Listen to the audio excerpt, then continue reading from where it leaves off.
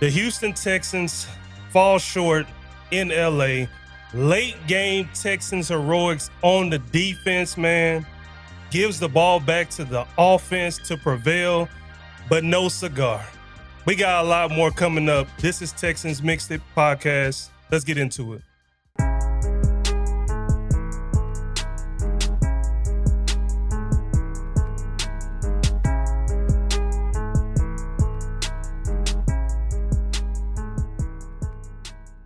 All right, guys. Welcome in, Houston sports fans, all the H-Town fans. I'm Corey Mixed It. My co-host right there is the man with the master plan, that boy T. Rasco. But let's just go ahead and cut out the minutia of everything. You know what I'm saying? Let's just get right into it. Disappointing evening yesterday from the Houston Texans. Offense, dismal, conservative. I think those are the first words that come to my mind. Defense played pretty good outside some breakaway catches from Puka, which we'll get into him a little bit later.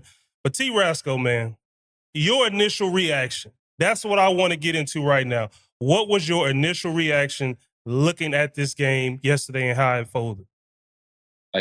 Not much changed since from last season to off season. You know, offense still stagnant. Defense is still playing superb. Mm-hmm. You know, you can't ask for more than them only giving up 14 points on the road in a season opener. And so you expect your offense to put a touchdown on the board at least once. At least one. At least once. At least one. So, you know, the defense looked like they're ready to be one of the top 5, top 3 in the league this year. But the offense, man, I was expecting to see some type of change. Us maybe take more vertical shots downfield. I know Christian Kirk is out. He's probably going to be that guy that can actually stretch the field a little bit better. But still, you know, you got 2 6'5", 6'4" wideouts on both ends. I expect you to play jump ball with them at least once or twice in the seasons or in the game. So it was disappointing to see the offense not be able to put a touchdown on the board at any time in the game. And you know, still optimistic about what the defense is going to be able to bring out this year. Yeah, and see, I was getting flashbacks, man. I was getting flashbacks when I started seeing these field goals go up. I'm like, man, you know what? Please don't make this a field goal type of day, because normally when we get into these type of games, these are the ones we typically lose, especially when you're playing against a quality team. When you're playing against a quality team, man, especially how the defense played. You got Puka, you got Devontae Adams, 2 star-studded wide receivers, and the defense holds them to 14 points. You got to give them some type of support, man. Give them some type of support. Now, I do recaps on TikTok. You guys make sure the link is in the bio if you want to go over there. But I'm bringing that up because there was a lot of fans that came to comment last night, man. And a lot of things I kind of want to address with you while we on the show. And really the first thing that just come into my mind is a lot of people wasn't really happy with Stroud's play, which was kind of a little offsetting to me because I actually thought CJ Stroud did decent. I thought he did pretty good for how the game flow was. Now, can we say maybe the offensive, like the play calling was like a lot conservative? I would think so. I mean, the way I was looking at the game, the offense was playing like they knew they had the defense that was going to save them in the game. That's how I just interpreted the game. I felt like, hey, guys, as long as we play mistake-free and we don't turn the ball over, our defense will give us a chance. And you know what? To be honest, rightfully so, the defense did give you – they actually gave you a chance with that pop-out fumble. And we just couldn't, get it. There's some things where Dare, man, you should have just went down. We'll get a little bit more into that later. But as far as CJ Stroud is concerned, because there's a lot of people down on him right now, man. I had comments saying CJ Stroud is not the guy. I seen, man, CJ Stroud better hurry up and win a ring before they think he's the Angel Reese of the league. Like, man, it was some crazy comments.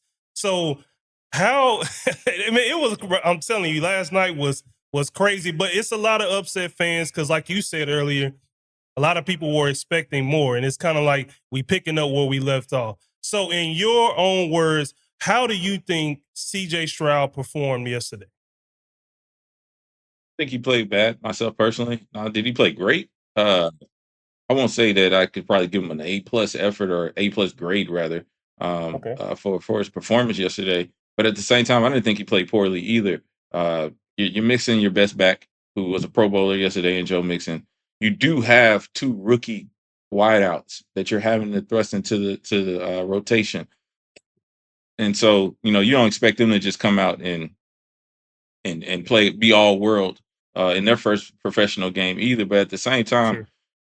I did expect him to improvise a little bit better coming in year three, game one, knowing that this is the situation that you have. Your team is going to need you to have to kind of play outside your comfort zone a little bit and take risk in order for you guys to kind of have high rewards.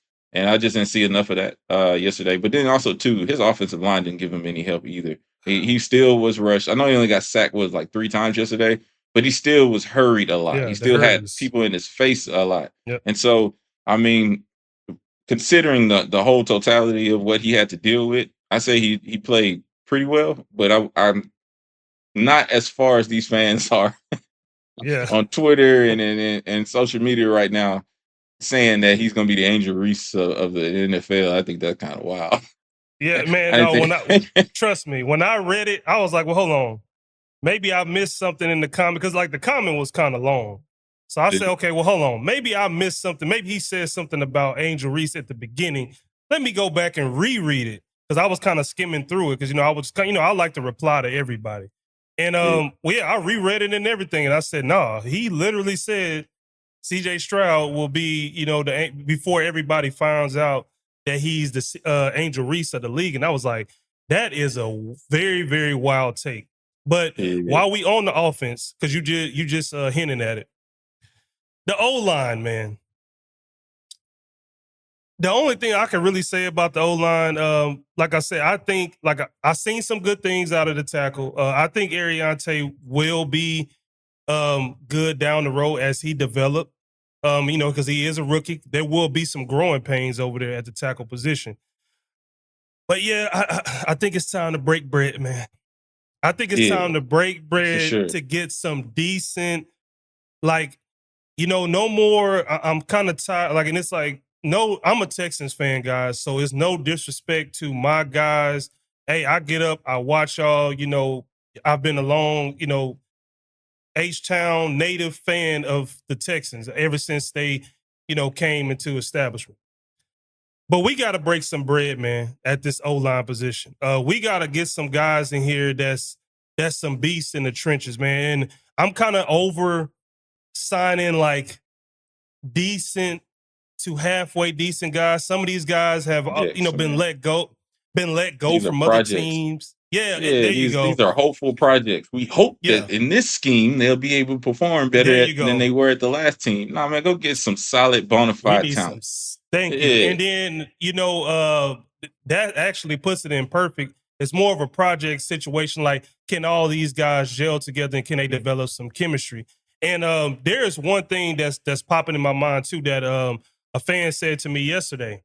He said, "Man, if I would have known that, we went and got, this receiver here, we got these backs and this and that. If I would have known we would be in the position where we are currently after just watching the first game, I would have told Casario, man, some of the middle rounds, go ahead and get you some old linemen." And I think that was actually like straight true.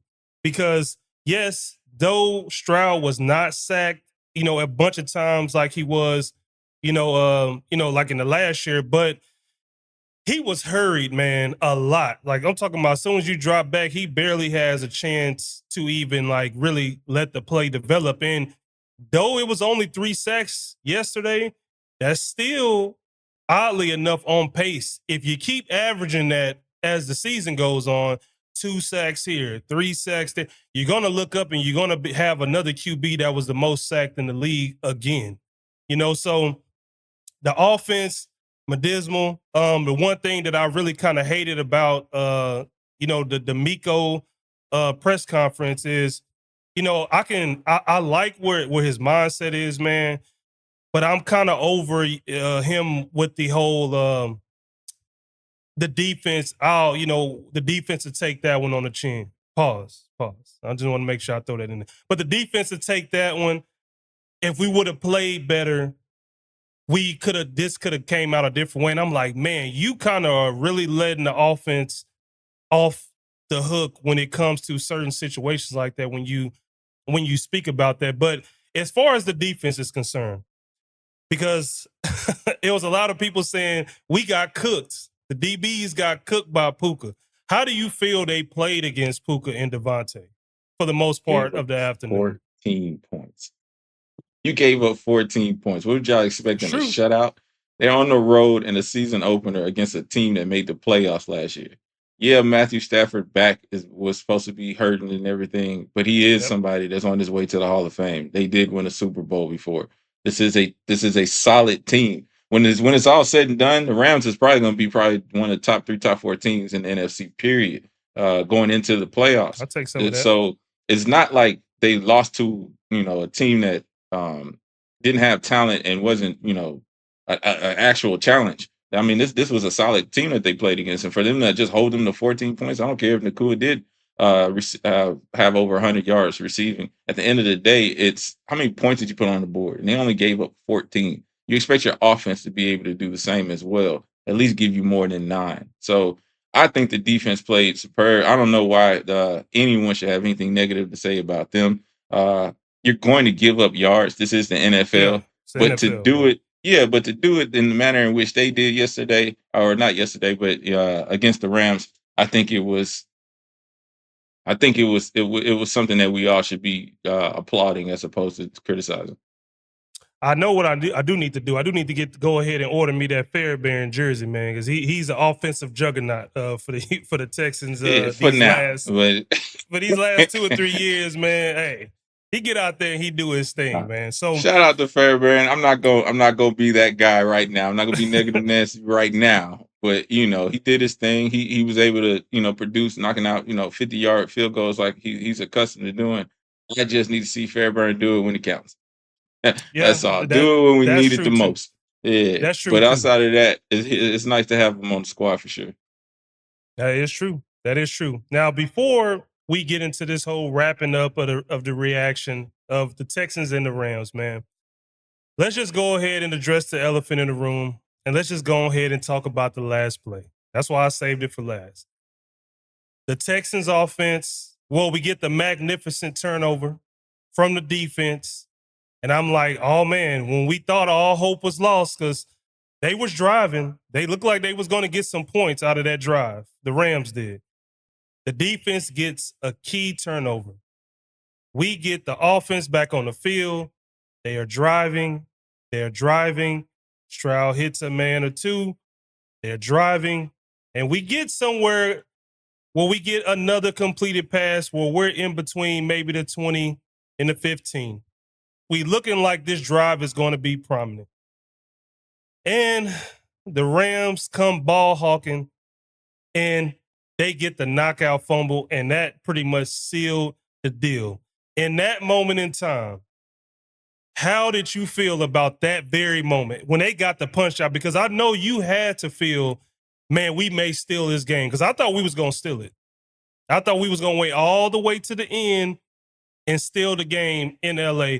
But when you seen that fumble come out, and it wasn't no denying that, oh man, his knee was down or anything like that.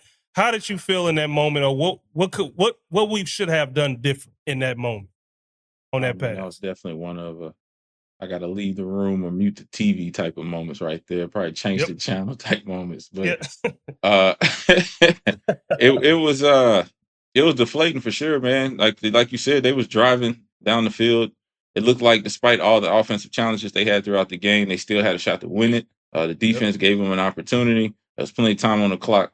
And for whatever reason, in the middle of the field, you decide to jump to Yeah. get an extra yard as opposed to just fall. Just fall. The clock is more important than an extra yard at this moment. And I mean, it's not somebody we should probably get down on too much because for what I heard over the broadcast, this is on his second fumble and like I don't know how It many is. Yep. attempts. It is. So But at the same time, this more than ever, when you're in the 2-minute drill in the fourth quarter, this is when you need to be, Yeah. cognitive of what you're doing and where you're at more than any time else. And you're in the middle of the field. Just get down, so we can clock it. Get down so that we can get into another play or whatever the case may be. But unfortunate for sure.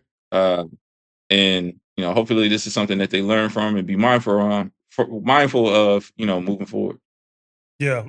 It was definitely deflating for me, for sure. As soon as I seen it happen, I was just like, oh yeah, man. I think I might have texted you actually, like, man, did you see this whole, this BS that just happened? And yeah, after that, I know it's only one game, guys, but I was just sick to my stomach about it because I was like, damn, man, we always shoot ourselves in the foot. Like it's just like the very small things that I see other teams around leagues, and it's just not NFL. I'm talking basketball, Astros, whatever. It's the small things I see other teams do, and I'm just like, man, why can't we just have good things or good times like that when it comes to winning again? Like from the quality teams. I'm not talking about all bad teams or whatnot, but at the end of the day, it was deflating for sure for me. I had to kind of like, oh man, yeah, just turn this off. But now we got to put all that behind us, guys. Because guess what? Now we got the Bucks coming into town. Oh, and I think I just lost my camera. But all in all, man, we got the Bucks coming into town. And this is going to be a Monday night primetime game. You already know how I feel about primetime with the Texans. Sometimes primetime is like a curse for us. Every time we play primetime games, they just don't go well for us. So I'm hoping things can change when it comes to the Texans on primetime, because the Bucks are definitely not another pushover team with Bucky Irvin that's coming in. You're going to have Mike Evans. Baker Mayfield seems to always play pretty hot, against the Texans as well. So that game is going to definitely be interesting. Now, Texans Mixed It podcast, we will be coming to you for the pregame show that will air on Sundays with us. So definitely make sure you are around for that. We're going to air it on TikTok and we air it on YouTube. So be around for that, man. But until next time, man, Roscoe, man, do you have any final words before we get out of here? Not much, man. Just excited for week 2. I know we got a long season ahead of us, so can't get down on the results of week 1 too much, but it is a little concerning. I will say that. It is a little concerning. You heard it here first, man. Texans Mixed It podcast. Moving on to week 2. Catch y'all later.